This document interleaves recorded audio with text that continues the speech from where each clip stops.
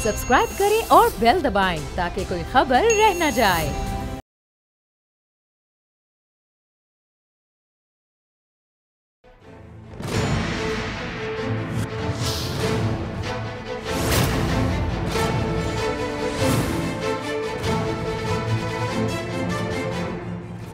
अस्सलाम वालेकुम, मैं हूं आरफीन सिद्दीकी और आप देख रहे हैं मेरी जंग। कन्फ्यूजन दर कन्फ्यूजन।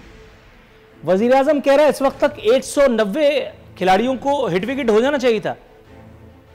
गोया ये पर्चा वो कातिब तकदीर माज़अल्लाह इल्ला माज़अल्लाह के खिलाफ ही काट रहा है कि अब तक ऐसा हुआ क्यों नहीं। इसका मतलब है कि कोई बहुत भयानक सूरत हाल है। डॉक्टर जफर मिर्जा फिर क्यों कह रहे थे कि सुम्मा अल्हम्दुलिल्लाह हमारे तखमीनों से बहुत कम ये हुआ है। इट मीन्स के ऑल वेल। फिरदौस आशिक अवान साहिबा ने जो पर्चा काटा सिंध सरकार के खिलाफ, बिलावल भुट्टो के खिलाफ, उनकी हुकूमत के खिलाफ, वो पर्चा तो खुद उनके वजीर आजम के खिलाफ कट गया। वो कह रही हैं ये खौफ का कारोबार क्यों किया जा रहा है। ये कारोबार में सबसे पहले हिस्सा तो मेरे वजीर आजम डाल रहे थे। सबसे पहले उन्होंने कहा था कि इस महीने के आखिर पे आईसीयू वेंटिलेटर की किल्लत पड़ने वाली है, जिस बात को आज दोहराया मोहतरम बिलावल भुट्टो साहब ने। उन्होंने भी कहा इल्ला माज़अल्लाह तौबा इस्तग़फ़ार, मेरे मुंह में खाक, अल्लाह की पनाह, अल्लाह ताला कभी ये वक्त पाकिस्तान और पाकिस्तानियों पर ना लाए कि सड़कों पर लोगों का इलाज हो रहा होगा।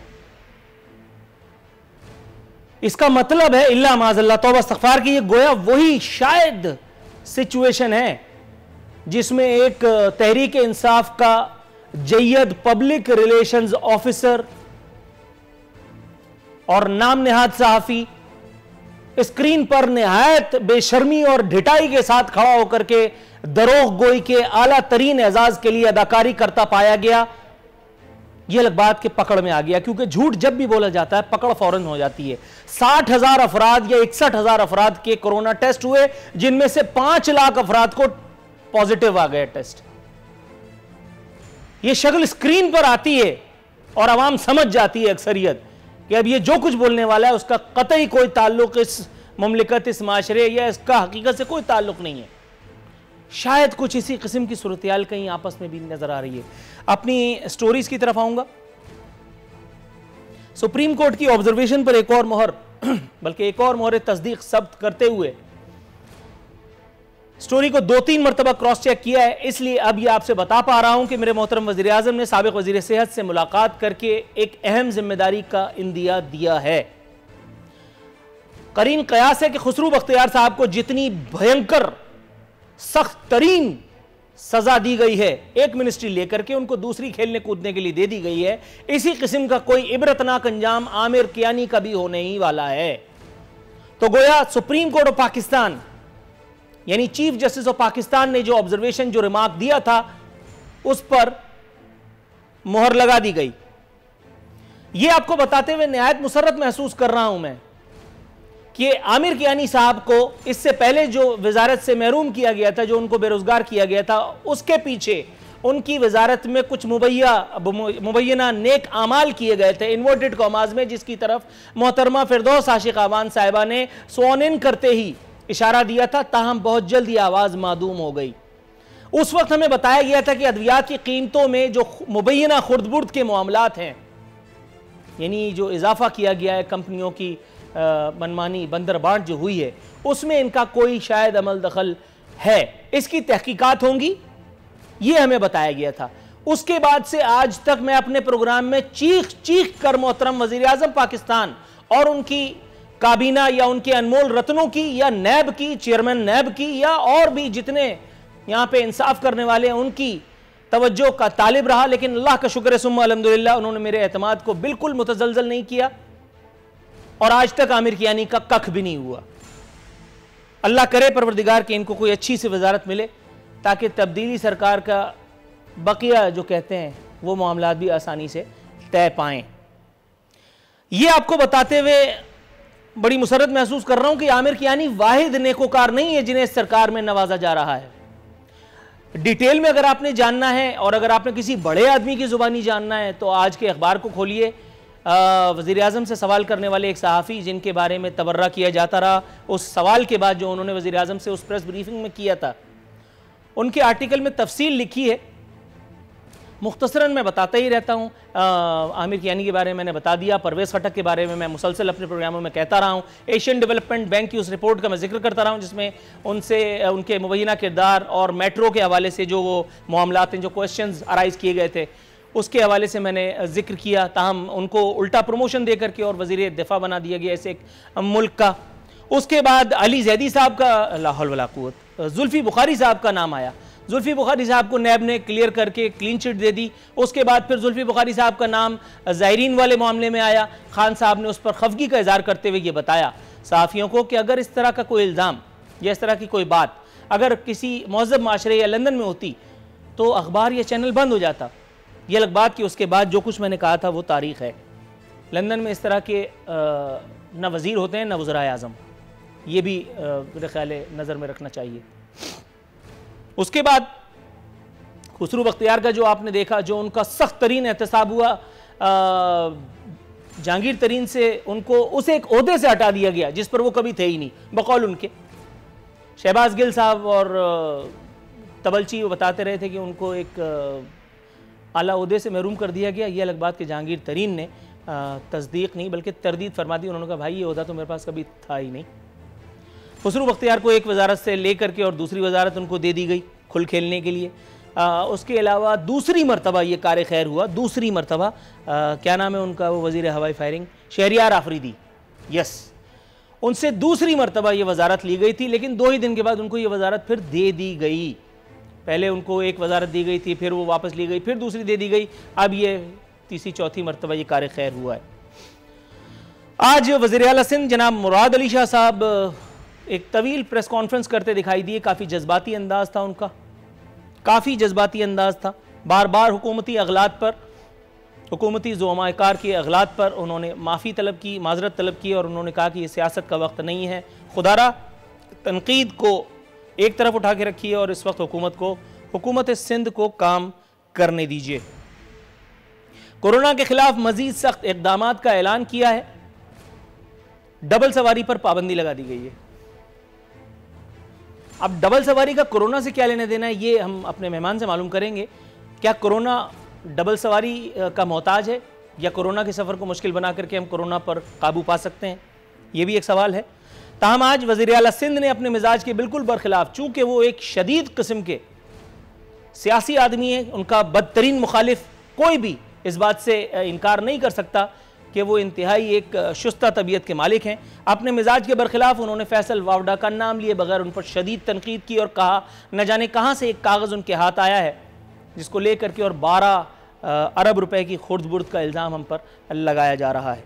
ताहम उन्होंने इसरार किया कि नेकी करो तो छुपा करके करो और हमने नेकी की है तो मुंह अंधेरे, यानी सुबह 4 से 7 के दरमियान, ताकि कोई खलल ना पड़ने पाए।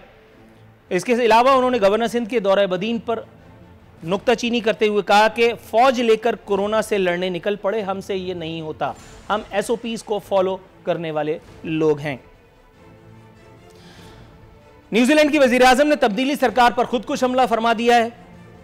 कीवी वज़ीर आज़म के सबब काबीना की तनख्वाहों में और अपनी तनख्वाहों में कमी का 20% कमी का ऐलान कर दिया है। इस कमी का इतलाक़ अगले 6 माह की मुद्दत के लिए होगा। इससे पहले आपको यह भी बता चुका हूं कि मोदी जैसा कस्साब भी भारतीय अरकान पार्लियामेंट की तनख्वाहों में कमी का ऐलान कर चुका। ये 30% कमी अगले 1 साल की मुद्दत के लिए नाफिजुल अमल है। ताहम हमारी इस नाम नेहाद बिला वजह की रियासत मदीना और वाली न्यू रियासत मदीना अभी तक इस किस्म के किसी भी करिश्मा साजी से महरूम है। अभी तक 49 वजीरों और मुशीरों की फ़ौज के हवाले से कोई इस किस्म का बयान नहीं आया जिसे सुनकर हमें गश आ जाए। यह भी आपको बता दूं कि सुप्रीम कोर्ट के मौजूद चीफ जस्टिस जनाब जस्टिस गुलजार ने भी 49 रुकनी काबीना पर शदीद जो है वो किस्म का एतराज़ दागते हुए एक ऑब्जर्वेशन दी थी, जिसको हम अपने प्रोग्राम में जो है वो मौजूद गुफ्तगू बना चुके हैं। मेहमानों का तारुफ आपसे कराता हूँ। मेरे साथ मौजूद हैं जनाब फिरदौस शाह पाकिस्तान तहरीक इंसाफ से, साथ ही साथ आज हमारे साथ प्रोग्राम में शरीक गुफ्तगू होंगे जनाब फैसल करीम कुंडी साहब ताल्लुक़ पाकिस्तान पीपल्स पार्टी से। दोनों मौजूद मेहमानों को अपने शो में खुशामदीद कहते हुए हस्ब रिवायत हस्ब दस्तूर सबसे पहले फिरदौस द ग्रेट शमीम नकवी साहब के पास जाऊँगा। हुजूर वाला मिजाज बखैर हैं?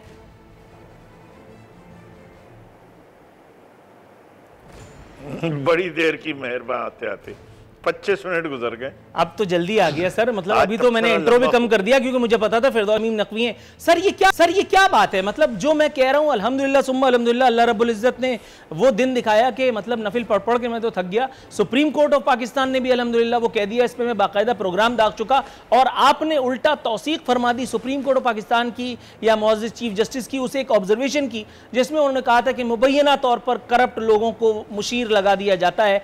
आमिर कियानी जिस आमाले सालेहा की वजह से अपनी रोजी से महरूम किए गए थे, क्या वजीर आजम को यह पता नहीं, या वजीर आजम इसे एक अमल से यह पैगाम देना चाहते हैं सबको कि जो करना है कर लो, मैं तो यही करूंगा?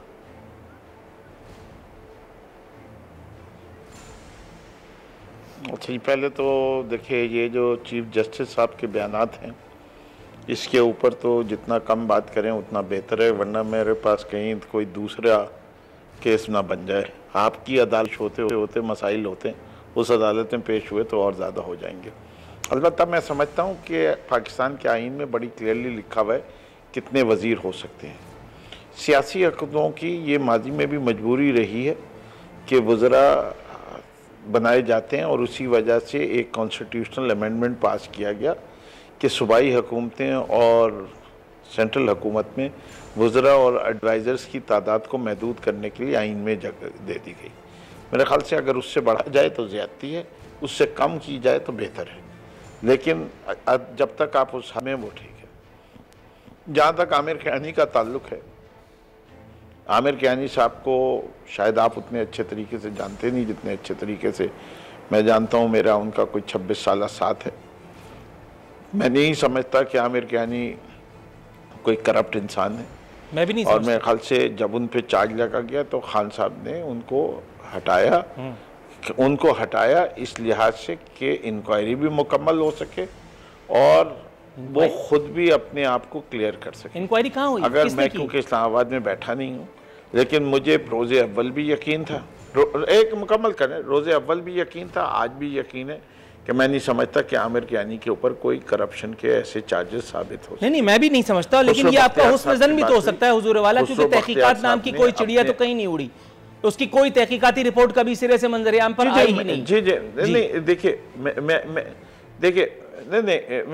नहीं, वो देखिए, ये नहीं होता कि कोई चीज़ आए तो उसकी हर चीज़ की नैब को किसी ने नहीं रोका। नैब एक इंडिपेंडेंट अदारा है जिसकी करना चाहिए। शुरू में तो हम भी ये समझते थे, ये बात तो ठीक है आपकी, इसमें कोई से नहीं है, तो वो काम नैब का है। अच्छा नहीं जी, मैं आज भी कह सकता हूँ कि नैब इंडिपेंडेंट, नैब के ऊपर कोई इन्फ्लुएंस नहीं होता। अगर नैब के ऊपर इन्फ्लुएंस होता तो नवाज शरीफ बाहर ना जाते, जरदारी साहब छूटते नहीं। जबकि मैं खुद समझता हूँ कि ये निहायत ज़्यादती, और आपके माजी के प्रोग्राम में कह चुका हूँ कि इंक्वायरी की स्टेज के ऊपर इतनी बड़ी शख्सियात को इतने दिन नहीं रखना चाहिए। आपके पास अगर ये खदशा है कि ये इंटरफेयर कर रहे हैं इन द इंक्वायरी, आप ज़रूर रख लीजिए, लेकिन फिर इंक्वायरी मुकम्मल करने के बाद उनको कोर्ट में भी लाइए या उनको क्लीन चिट दीजिए। ये हवा में तलवार को लटका के वो अच्छी बात नहीं। थोड़ा सा तवक्कुफ की इस्तदा है, आपकी तरफ आता हूँ। फिरदौस तमीम नकवी साहब, गुफ्तगू अगर नैब पर गई तो फिर मामला ज़रा धर्म भरम है। फैसल करीम कुंडी साहब, सर फैसल करीम कुंडी साहब, हुजूर वाला सबसे पहले प्रोग्राम में शिरकत पर आपका एक मरतबा फिर शुक्रिया अदा करता हूँ। पहली मरतबा आपने ये रिस्क लिया है, उम्मीद करता हूँ कि आप अगली मरतबा भी ये गलती फरमाएंगे। सर पहला सवाल आपकी नज़र है, आमिर कियानी के साथ जो सख्त तरीन एहतसाब होने वाला है, जिसके बारे में ज़राए का इंदिया है कि अब उन्हें एक मरतबा फिर कोई वजारत या मुशावरत भुगताई जाने वाली है उनके मामले में। सर इससे पहले भी तो कई लोगों के साथ यही हुस्न सलूक हमारे तब्दीली सरकार वाले कर चुके हैं। मैं शहरियार आफरीदी साहब का नाम ले चुका हूँ, एक मरतबा कोई वजारत दी, फिर दूसरी वजारत दी, फिर 2 दिन के लिए वज़ीर बने, फिर हटा दिए गए, फिर उसके बाद फिर अब दोबारा वो उनको दे दिया गया है। खुसरू बख्तियार साहब के साथ जो मामला हुआ, तो सर अगर एक हुकूमत मुसलसल यही पैगाम देती चली जा रही है, एहतसाब का नाम लेने वाली हुकूमत, एहतसाब की दाई हुकूमत अगर ये पैगाम दे रही है, तो आपके ख्याल में फिर ये सवाल कतई इर्रेलेवेंट नहीं हो जाता है आमिर कियानी वाला? बिस्मिल्लाहिर्रहमानिर्रहीम। देखें, आपने बात की और नकीब साहब ने भी इससे जवाब दिया। आपने आमिर कियानी साहब की बात की, लेकिन उसके साथ साथ आप देखें कि अभी भी जो वज़रा के आज़म स्वाति साहब को देखें, उन्होंने IG इस्लामाबाद को किस तरीके से तब्दील किया कि उनके घर में एक गाय घुस गई थी गरीब आदमी की, वो भी आपके सामने हुआ है। फिर हमारे PSPM आजम खान के ऊपर भी इल्ज़ामात है, इल्ज़ामात की मैं बात कर रहा हूँ, ठीक है। फिर मैं CM KPK की भी बात करूंगा, फिर मैं परवेज खटक साहब की बात करूंगा, फिर मैं और लोगों की बात भी करूंगा। तो ये जो PTI में जो लोग हैं, हाँ, फिर देखें आजकल जो एडवाइजर है इंफॉर्मेशन की, उनके खिलाफ तो इनके अपने ही सियालकोट की जो है वो PTI के नुमाइंदे गए थे उनके खिलाफ नैब में। तो ये चीजें देखें, हमने पहले ही कहा था कि आप नैब को पॉलिटिकल विक्टिमाइजेशन के इस्तेमाल करें। इल्जामात है ना, तो इल्जामात तो है। अब आपने कहा, इन्होंने कहा कि जी वो तो कियानी साहब तो क्लियर भी हो चुके हैं। अब हमें तो पता नहीं है कि कौन सी शायद PTI कोर कमेटी में क्लियर हो चुके हैं। हमने तो नहीं सुना कि उसके खिलाफ कोई इंक्वायरी हुई है या उनको कहीं बुलाया गया है या मैंने कहा नहीं है, मैंने कहा नहीं, प्लीज करेक्ट। अच्छा, आप कह रहे हैं मैं 25-26 साल से जानता हूँ बिल्कुल इस पाक साफ आदमी, यही कहा है ना? मैंने ये कोई नहीं कही बात। मैं अगर अपनी बात कंप्लीट कर लूं तो फिर आप अपनी बात कर लें, उसके बाद उसकी ठीक कर लें। अगर ऐसे इंटरप्ट करना तो फिर तो एक दूसरे को इंटरप्ट करते रहेंगे। जी फैसल तो साहब, देखिए, हमने नैब में पाकिस्तान पीपल्स पार्टी खैबर पख्तूनख्वा ने एक एप्लीकेशन जमा कराई थी BRT के सिलसिले में। 7 से ऊपर हो गया है। हमें आज तक नैब के चेयरमैन ने इस पे जवाब ही नहीं दिया कि आपकी एप्लीकेशन को मैंने रद्दी की टोकरी में फेंक दी है, आपकी एप्लीकेशन को मैंने डिसमिस कर दिया है, या आपकी एप्लीकेशन के साथ मैंने क्या की है। ये चीजें जो है वो उसके सामने है। अब हम हमेशा कहते हैं, देखें आप नैब को, हमारे पॉलिटिकल लीडर्स भी जो हैं वो नैब ने उन्होंने पकड़ा था। हमने पहले कहा, क्योंकि इनके जब सियासी जमातों के वज़रा आ जाते हैं और कहते हैं कि जी अगले हफ्ते फलां सियासी हमारे मुखालिफ की बारिश को पकड़ रहे हैं, कभी कहते हैं हम फलां को पकड़वा रहे हैं, तो वो पकड़े जाते हैं नैब की तरफ से। तो अगर इस किस्म के नैब जो हमने आजकल नैब क्यों खामोश है? आजकल तो नैब के चेयरमैन पता नहीं क्वारंटाइन में गए हुए हैं, कहाँ गए हुए हैं, बिल्कुल उन्होंने सब कुछ जो है काम ठप किया हुआ है। सर जरा थोड़ा सा तवक्कुफ की इस्तदा है, कहीं आपके कहते ही वो क्वारंटाइन से बाहर आकर के और अगर कोई उन्होंने एक्शन लिया तो मैं गरीब आदमी हूँ, थोड़ा सा तवक्कुफ अगर आप फरमाएं। फैसल करीम कुंडी साहब, मैं आपकी तरफ वापस आता हूँ। सर एक जुज़वी सवाल आपसे पूछना था। फिरदौस शमीम नकवी साहब, आपने बताया आइन की फला आर्टिकल के तहत कोई इस तरह की एम्बार्गो नहीं है कि कितने आप वो रखें, जो आपने बताया ठीक है, आपकी उस बात को एम्बार्गो है, एम्बार्गो है, राइट, एम्बार्गो है, राइट। आइन के अंदर बिल्ट इन है प्रोविजन, उससे ज्यादा नहीं रख सकते, उससे ज्यादा नहीं रख सकते सर। लेकिन आइन में ऐसे लोगों की वो जो कैरेक्टर के हवाले से कोई शेख वगैरह मौजूद नहीं है कि मुबैना तौर पर करप्ट लोगों का जो है वो जुमला इस्तेमाल करना पड़ा, सख्त तरीन जुमला चीफ जस्टिस ऑफ पाकिस्तान को ऑब्जर्वेशन देनी पड़ी। आमिर कियानी के बारे में आप हुस्न ज़न में मुब्तला हैं, फैसल करीम कुंडी साहब नहीं हैं, शायद मैं हूँ या ना हूँ या और दूसरे लोग, तो मतलब कोई मेरिट वगैरह अगर ध्यान में रख लिया जाता तो अच्छा ना होता? जी जी बिल्कुल, मेरिट देखिए दो तीन है और हम समझते हैं इस सिस्टम इम्प्रूवमेंट की बेतहाशा गुंजाइश है। आर्टिकल 62-63 के तहत हर आदमी को जज किया जा सकता है और इलेक्शन कमीशन अगर अपना काम मुस्तैदी से करने लगे और वो ख़ुद भी इंक्वायरी कर सकती है किसी आदमी के ऊपर कि एसेट बियॉन्ड मीन्स है, उसको इलेक्शन लड़ने से भी रोक सकती है। हमारे यहाँ असल में हमने अपनी 70 साल तारीख़ में इंस्टीट्यूशन नहीं बनाई, इसमें मज़ीद बहुत काम होने की ज़रूरत है और हम दुआगो हैं और हम उम्मीद रखते हैं कि ये गवर्नमेंट हमारी जो है मरकज़ भी कुछ ना कुछ इसमें ज़रूर करके आएगी। आईनी तरमीम में हम ला नहीं सकते इस वक्त, अलबत्ता नए बिल्स के लाने के साथ साथ कुछ कोशिशें इसमें चल रही हैं, लेकिन कुछ ना कुछ इस मुल्क में मसाइल भी ऐसे चल रहे हैं कि एक मसले से निकलते नहीं तो दूसरे मसले की तरफ आ जाते हैं।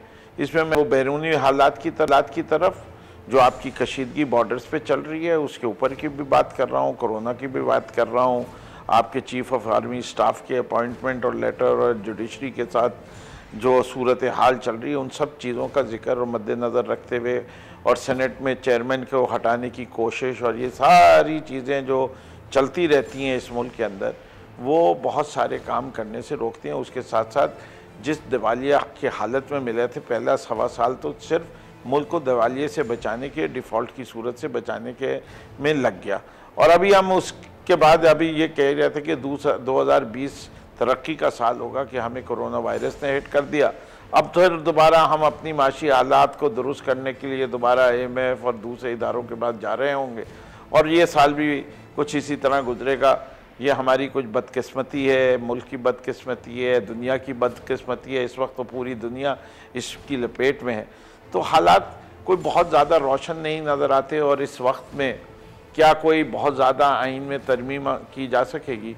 मेरे ख्याल से पहला मौका जो मिलेगा वो 2021 के सेनेट के इलेक्शन के बाद ही कुछ मिल सकेगा, जिससे कि तभी दोनों हाउसेस के अंदर कम से कम मेजॉरिटी तो पाकिस्तान तहरीक इंसाफ की होगी।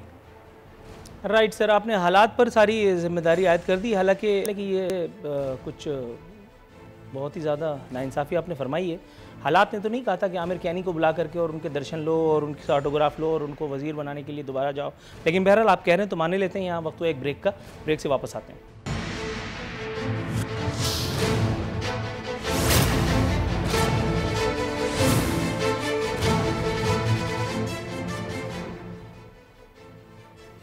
वेलकम बैक नाजरीन। बदस्तूर हमारे मेहमान हमारे साथ मौजूद हैं फैसल करीम कुंडी साहब। सर, वज़ीर आला सिंध ने आज जो एक तवील प्रेस कॉन्फ्रेंस की है,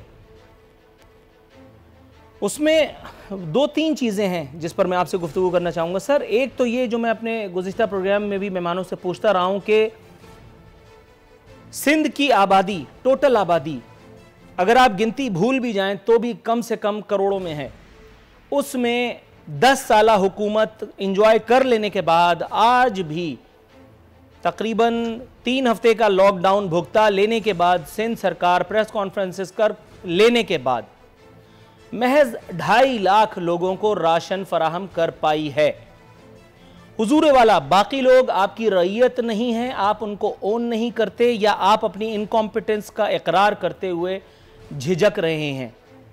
दूसरी बात, फैसल वावडा पर 12 अरब रुपए की खुर्द-बुर्द का जो उन्होंने मुबैना तौर पर इल्ज़ाम लगाया था सिंध सरकार पर, जिसकी बाकायदा तरदीद फरमाकर वज़ीर आला ने और जो है वो बड़ी उनकी क्लास भी ली है आज, इस पर अगर आप कुछ लबकुशाई फरमाएं। देखिए, पहली बात तो यह है कि मुल्क इस वक्त ऐसी सूरत हाल में है कि पाकिस्तान पीपल्स पार्टी के चेयरमैन ने मैं कई दफ़ा कहा है कि अब ये इस वक्त ये सिचुएशन नहीं है कि हम पॉलिटिकल बयानबाजी करें। हमें एक दूसरे के साथ चलकर, चाहे वो फेडरल है, चाहे प्रोविंसेस है, चाहे बाकी चाहे पॉलिटिकल पार्टीज हैं, हमें साथ मिलकर इस कौम को, इस मुल्क को, इस वबा जो है इससे बाहर निकालने और अपने इकट्ठे कोरोना के खिलाफ एक जंग लड़नी है। अगर बयानबाजी पे है, इल्जामात पे है, तो हम टीवी चैनल्स पे और प्रेस कॉन्फ्रेंस पे हम लोगों को क्या दिखा रहे हैं कि हमने अपने एक सर्कस बनाया हुआ इस मुल्क से, हम आप लोगों की जानों की हिफाजत नहीं कर सकते या आप लोगों के लिए कुछ हम कर नहीं सकते हैं। जहां तक आपकी बात है, आज सीएम साहब ने भी प्रेस कॉन्फ्रेंस की है और सीएम साहब हमेशा बड़े धीमे लहजे में ही प्रेस कॉन्फ्रेंस करते हैं और कभी भी वो क्रिटिसिज्म बहुत ज्यादा नहीं करते। फैसल वाडा के पास अगर कोई चीजें हैं, अगर वो कह रहे हैं कि मेरे पास 12 अरब की हैं, तो वो आए अदालत में लें हुकूमत के खिलाफ या सीएम के खिलाफ या किसी शख्स के खिलाफ। पहले भी तो उन्होंने कहा था ना कि वो बारिश आने वाली है और एक 10 दिन के बाद इतनी नौकरियों की बारिश आ जाएगी कि जो है हमारे पास नौकरियां होंगी और लोग नहीं मिल रहे होंगे, वही बात।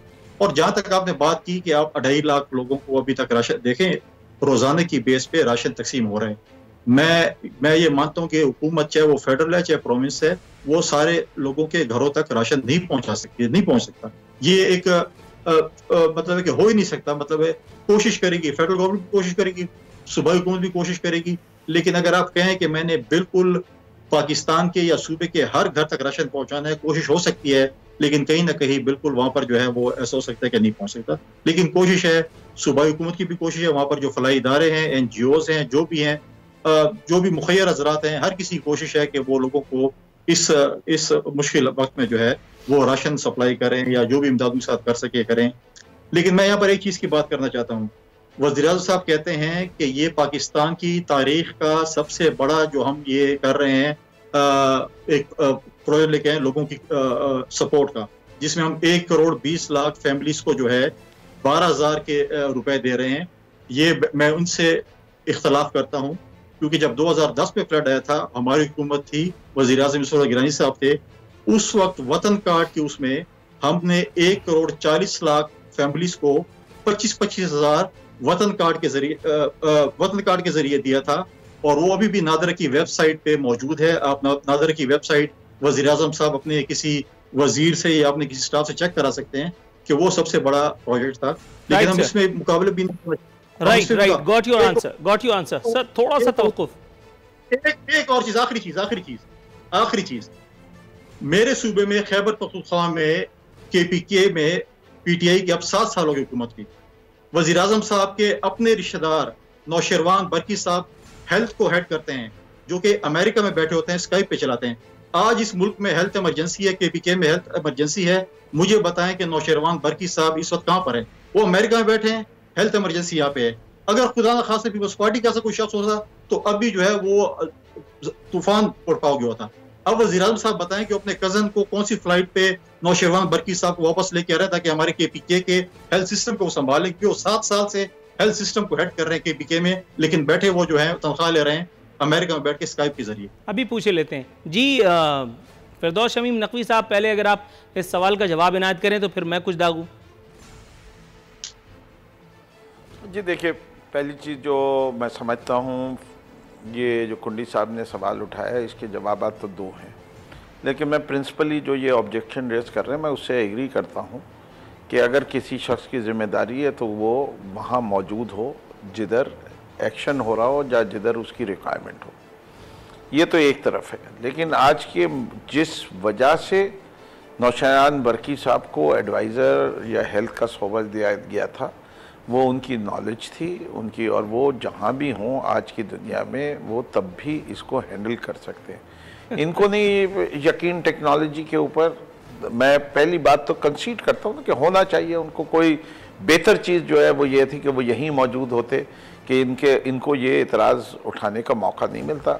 मेरी गुजारिश है बरकी साहब से कि जो आपके हमारे पार्टी और उससे ताल्लुक़ हैं उसके लिहाज से ये ओहदा तो आपके लिए इम्पोर्टेंट नहीं है। कुंडी साहब के एतराज़ को मद्देनज़र रखते हुए आप अपना रेजिग्नेशन भेज दीजिए, किसी और को अपॉइंट कर दिया जाएगा वज़ीर, लेकिन उससे कितने मसाइल होंगे हल या नहीं होंगे मैं समझता हूँ वो काफ़ी सारी बेहतरी लाए हैं KP के निज़ाम के अंदर, और रहें तो बेहतर हैं, काबिल इंसान हैं। शौकत खानम हस्पताल भी उन्हीं ने बनाया और भी दुनिया भर में उनकी इसके लिहाज से is one of the leading experts. लेकिन ज़फ़र मिर्ज़ा साहब के ऊपर भी बात आती है, जबकि ज़फ़र मिर्ज़ा साहब की क्वालिफ़िकेशंस भी आई हैं, लोगों को उनकी परफॉर्मेंस वो तो यहाँ मौजूद है, उस पर भी चीफ जस्टिस साहब को एतराज़ हुआ है और दूसरों लोगों को भी हो सकता है।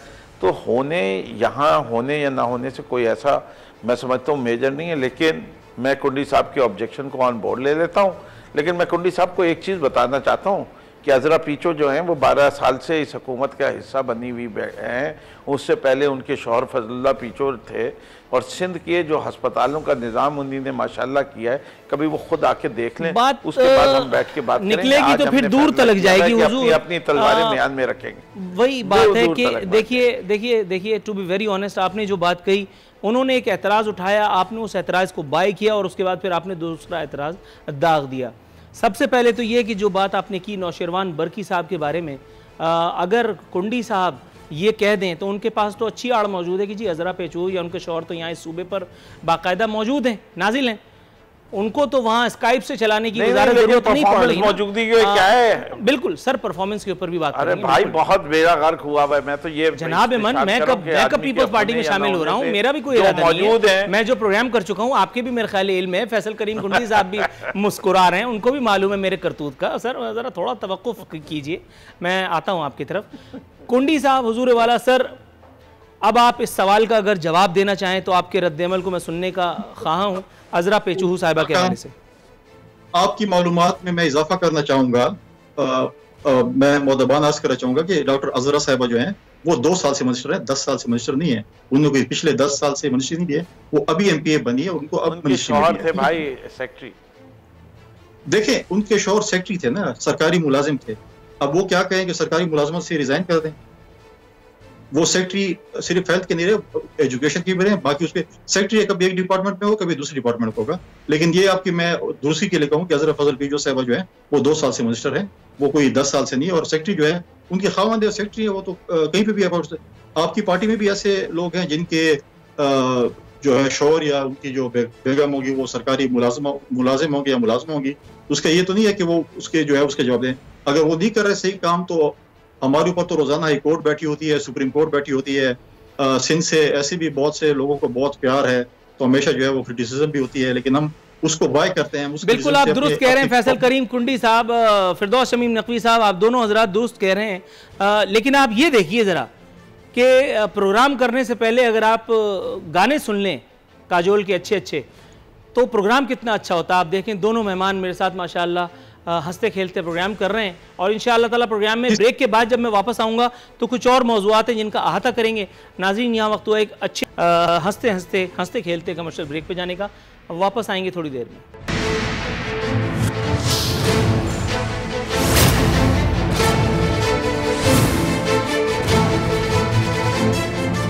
वेलकम बैक नाज़रीन, शो के इख्तितामी लम्हात। फिरदौस शमीम नकवी साहब न्यूजीलैंड की वज़ीर-ए-आज़म, जिनका नाम इतना मुश्किल है कि मैं ले नहीं सकता, उन्होंने जो तब्दीली सरकार पर तो खुदकुश हमला किया है, इसके बारे में कुछ कहेंगे आप? 20% उन्होंने अगले 6 माह की मुद्दत के लिए पार्लियामेंटेरियंस की तनख्वाहें कम कर दी हैं। इससे पहले मोदी जैसा दरिंदा भेड़िया कसाब भी अपनी काबीना के अराकीन, पार्लियामेंट के अराकीन की जो है वो तनख्वाहों में 30% कमी, और वो भी 1 साल मुद्दत के लिए कर चुका। सर, ये तो रियासत मदीना है, हमें बताया गया था शुरू में। गो के इसको चैलेंज करने के लिए और बहुत सारे इंस्टेंसेस मौजूद हैं, फिर भी यहाँ इस किस्म की कोई शोबदेबाजी इन्वर्टेड कॉमास में असल में की गई? रियासत मदीना में जो ये कसूल है वो जो मैंने पढ़ा है, और इसीलिए मैं कुछ इस पे और इसके अलावा बोलूँगा नहीं, कि इस तरह दो कि दाएं हाथ को बाएं हाथ की खबर ना हो। ये न्यूजीलैंड के असूल होंगे, हमारे मुल्क के और हमारे दीन के बताए हुए असूलों में हम ना उसका चर्चा करते हैं जो हम करते हैं इसमें, इस मामलात में। जब खैरात सर ऐसा है कि गाने गए तेल लेने, तो मैं जरा बात कर ही लूँ आपसे। बाकी एक सेकंड, ये सही है, चंदा मांगूंगा टीवी पे और खैरात दूंगा 4 से 6 बजे, ये सिंध का वो है। आपका ये है कि कोरोना से लड़ने वाली कौम जो मुफलिसी, बेरोजगारी और पता नहीं किन किन चीजों को झेल रही है, उससे ही चंदा मांग रहे हैं, और खुद जो दे रहे हैं। अगर उसके ऊपर सवाल आ जाए तो आपने एक हदीस पढ़ दी और जान छूट गई। अभी रुक जाइए, मतलब ये कैसे हजूरे वाला रुक जाए, यहाँ रुक जाए। नूरुल आरफीन साहब रुकिए।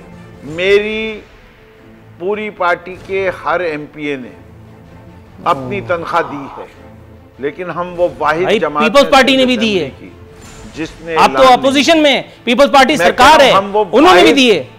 अरे मैं आपसे, आपने मतलब नहीं समझ रहे, प्लीज जरा सोच लीजिए मेरे अल्फाज पे। हमने सबने दिया है, लेकिन हमने ऐलान नहीं किया। दुनिया जानती है, ऐलान नहीं किया। हम सब ने दी है, लेकिन ऐलान नहीं किया। मैं उसकी तो बात ही नहीं कर रहा, ऐलान नहीं किया, उसकी तो बात ही नहीं कर रहा। 1 माह की तनख्वाह मतलब ऊंट के मुंह में जीरा। आप ऐलान करने की बात कर रहे हैं, ऊंट के मुंह में जीरा। मैं कह रहा हूँ ये बात और वो बात बिल्कुल अलग अलग है। नहीं सर, आप जैसा ज़हीन फित्तीन आदमी अगर मेरा सवाल नहीं समझ पाएगा तो मुझे तो रोने के अलावा कोई चारा नहीं है। मैं आपको सूरज दिखा रहा हूं, आप मेरी उंगली टेढ़ी बता रहे हैं। मैं ये सवाल ही नहीं कर रहा। की वजह से बहुत कुछ रोना हो गया। नहीं, मैं ये सवाल ही नहीं कर रहा। यही झांसा मुझे पहले पीटीआई की एक रहनुमा दे चुके, उनका मैंने जो किया था वो तो बड़े मामलात हैं, लेकिन आप जैसा आदमी ये करेगा ये मुझे समझ में नहीं आया। मैं पूछ रहा हूं, एक आदमी 20% 6 महीने तक कमी कर देता है तनख्वाहों में, ये ज्यादा बड़ा काम है, या 30% कमी और वो भी 1 साल की मुद्दत के लिए, ये ज्यादा सिग्निफिकेंट काम है? या ये जो आप कह रहे हैं कि हम ऐसे करते हैं कि दाएं हाथ की बाएं हाथ को। सर, आप जब आमिर कियानी से मिलते हैं तो डट के मिलते हैं, जबकि उसके ऊपर एक FIR मौजूद है। FIR का मतलब आप समझ रहे होंगे।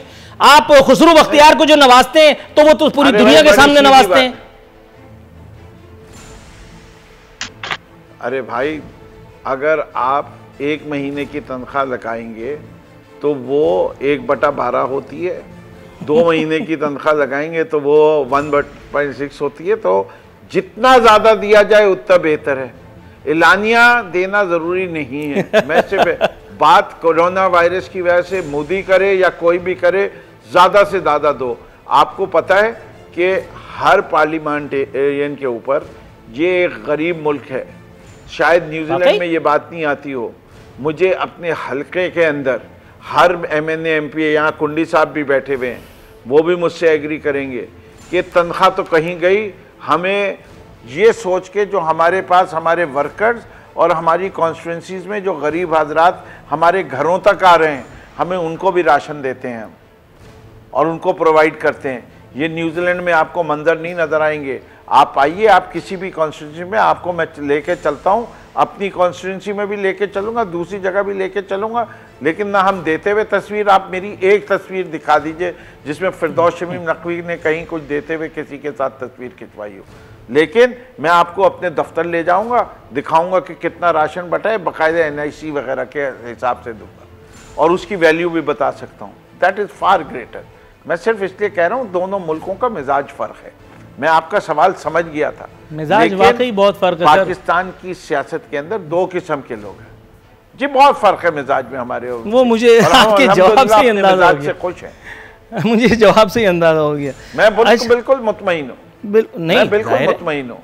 और मैं आपके टीवी चैनल पे कह रहा हूँ, आप मेरी कॉन्स्टिट्यूंसी में जाके लोगों से पूछ लीजिए ना कि वो मुतमईन है कि नहीं है मुझसे। नहीं, ऐसे प्रोग्राम तो खैर वो लोग करते हैं जिनको इसकी ज़रूरत होती है माश के लिए, दूसरा जिनको रेटिंग के लिए ज़रूरत होती है, या तीसरा जिन्हें अपनी PR वगैरह बनानी होती है। कोई चाहे YouTube चैनल चलाने के लिए, मैं आपकी बिल्कुल एग्री करता हूं। तो मैं ये सब काम तो करता नहीं। अच्छा, थोड़ा सा तो कीजिएगा, मैं आपकी बात दुरुस्त, मैं आपकी तरफ कह रहे हैं। आपको ज़रूरत नहीं है उसकी। आप माशाल्लाह एक बड़े अच्छे और तेज़ ज़बान के एंकर हैं, आप अपनी रिसर्च करके आते हैं। मैं आपकी रिसर्च के बारे में कह रहा हूँ। आप एक जगह आप जैसे प्रोग्राम के अंदर बैठ के ऐसी बात करना कोई आसान काम नहीं है। जज़ाकुमुल्लाह खैर, आपके होस्ट नज़र प्रोग्राम में बाकायदगी से आता हूँ। अगर मैं कोई गलत काम बात कहूँगा तो आप मुझे भी नहीं बख्शेंगे, मुझे ज़रूर आप एहतसाब में ले आएंगे, या ना लाए। फैसल करीम कुंडी साहब हुजूर वाला, ये मुझे बताइएगा, उलमाए कराम के बारे में गुफ्तगू करते हुए आज वज़ीर आला सिंध ने उन्होंने इंदिया दिया कि नमाज़ें जो हैं वो हो रही हैं, सिर्फ तादाद के ऊपर थोड़ा से मामलात हैं। हम मिल बैठ करके उन्होंने नासिर हुसैन शाह साहब को गालिबन, if I am not wrong, उन्होंने शायद ये असाइनमेंट दी है कि वो उलमा से मुलाकात करके उस एक मामले को निपटाएंगे। सर, कुछ और दुकानें, कुछ और मामलात, कुछ और मार्केटें, कुछ और सनतें खोलने की भी बात हो रही है, कुछ रिलीफ एक गुना दिया जा रहा है सिंध सरकार की जानिब से भी। सर, तो क्यों ना मसाजिद की राह में ये जो रुकावट है, जब किसी सुपर मार्केट, किसी सुपर स्टोर, किसी जगह पे कोरोना लोगों को नहीं काट लेता, तो यहाँ ये मसाजिद के ऊपर ये एम्बार्गो लगाना, ज़बरदस्ती एक चीज़ नाफिज कर देना जिसका कोई मतलब सर है ना पैर है, विद ऑल ड्यू रिस्पेक्ट, सिर्फ इस वजह से कि चंद वो एक उलमा जो आपके साथ ऑन बोर्ड है। ऑन एयर कह रहा हूँ, किसी को बुरा लगे तो सानू की, मैं कौन सा उनसे लेके खाता हूँ। किसी की ग्रांट आप रोक लेंगे, किसी को पुलिस मोबाइल चाहिए तो वो आप छीन लेंगे, किसी को 2 टुल्ले चाहिए होंगे तो आप वो नहीं देंगे। उनको अपनी जानों का खौफ है, हम तो वैसे ही मेंटल लोग हैं। तो वो एक उलमा जो ऑन बोर्ड होते हैं हुकूमतों के साथ, मुख्तलिफ हुकूमतों के साथ, आपके साथ भी हैं, जो मुख्तलिफ मौक़े पर प्रेस कॉन्फ्रेंसेस जिनको अरेंज करके दी जाती हैं और वो आकर के नामदहू व नसल्ली अला रसूल करीम करके और फिर उसके बाद जो बोलते हैं अलमान अल हफीज़, उनके अलावा ये जो एक बहुत बड़ा तबका है इवन उलमा का, ये जो एक अनरेस्ट का शिकार है, सर इसको इत्मीनान की फराहमी, ये जो एक अनरेस्ट है यहाँ पे, इस इबहाम के ख़ात्मे के लिए सिंध सरकार की जो जिम्मेदारियाँ हैं, आपको लगता है कि उसको निभाया जा सकता है ऐसा तौर पर? वो भी देखिए, सबसे पहली बात यह है कि जो मुझको सुनने में आया है कि शायद रमज़ान में शायद मार्केट्स भी जो है वो 3 घंटे या 5 घंटे के लिए खोलना ये शायद खोलें। अगर आप ये चीज़ें खोल रहे हैं, इतनी चीज़, अगर आप दर्जी खोल रहे हैं और कपड़े की दुकान बंद कर रहे हैं, तो दर्जी कहाँ से कपड़े सिएगा? अगर ऐसी चीज़ें हैं और रमज़ान का महीना भी आ रहा है, तो ये आप नहीं कर सकते हैं कि आप लोगों से कहें कि आप जो है मस्जिद में ना जाएं, या आप बोलें कि फासले पे खड़ोगे। ये बिल्कुल ही नहीं है। आप ये बोलेंगे जी फासले में खड़ो कि जमात होगी, बिल्कुल नहीं होगी हमारा, क्योंकि हम लोगों का जो है वो अकीदा ऐसे है। और फिर रमज़ान का महीना होगा, अभी भी देहातों में, अब सिर्फ आप मैं ऑल ओवर पाकिस्तान कह रहा हूँ, अगर आप अर्बन एरिया में देखें तो शायद कुछ ना कुछ पाबंदी है। देहाती इलाकों में तो अभी भी बाजमात नमाजें हो रही हैं, जो है वो जुमा नमाजें भी हो रही हैं, सब कुछ हो रहा है, ये बात नहीं है कि नहीं हो रही है।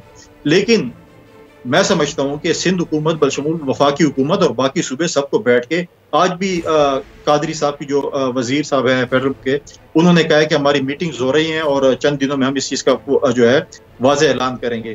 तो अगर मार्केट्स खोल रही हैं, दुकानें खोल रही हैं, तो फिर अगर आप रमज़ान के महीने में कहें कि आप तरावी न पढ़ें और आप जो है ईद की नमाज न पढ़ें, तो मैं समझता हूँ कि ये हमारे मुल्क में जिस माशरे में हम रहते हैं, तो मैं समझता हूँ कि ये मुनासिब नहीं होगा। बल्कि कल भी आप देखें कि मौलाना साहब हमारे जो हैं इस वाले अपना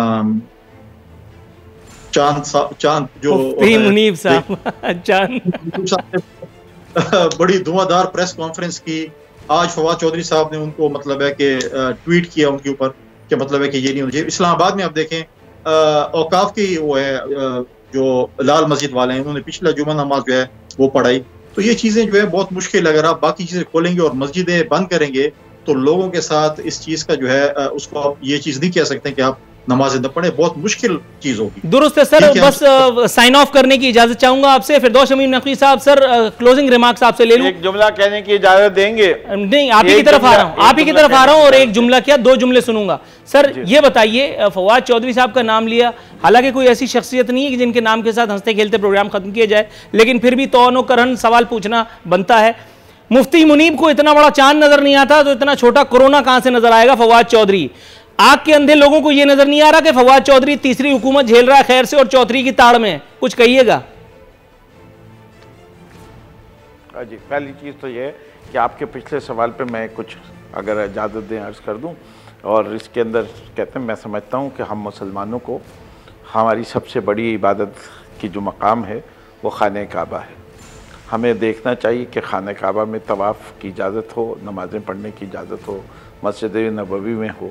हमारे करबला, ईरान, इनमें बड़े मुक़द्दस मकामात हैं, उधर अगर नमाज़ें नहीं की जा रही और वहाँ बड़े जय्यद उलमा बैठे हुए हैं, जामिया अल-अज़हर में हैं, कुम के अंदर हैं, नजफ़ में हैं लोग, हमें उनकी तरफ देखना चाहिए कि वो क्या फतवे देते हैं और उसके लिहाज से हमें कोशिश करनी चाहिए। नमाज पढ़ना सब पे फ़र्ज़ है, मकाम मस्जिद में पढ़ा जाए तो सवाब है, लेकिन सर वाइंड अप करना है, 30 सेकंड। फवाद चौधरी की हिफाजत करना उससे ज़्यादा।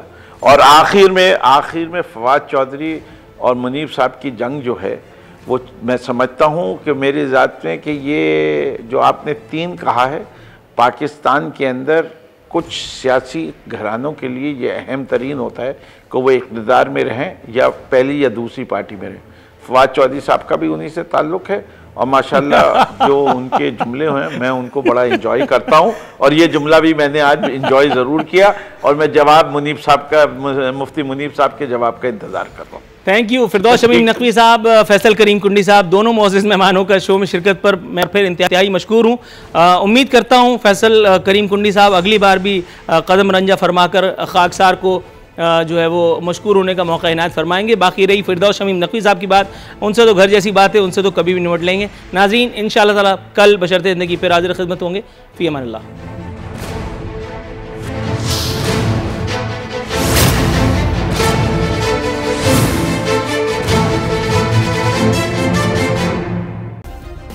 सब्सक्राइब करें और बेल दबाएं ताकि कोई खबर रह न जाए।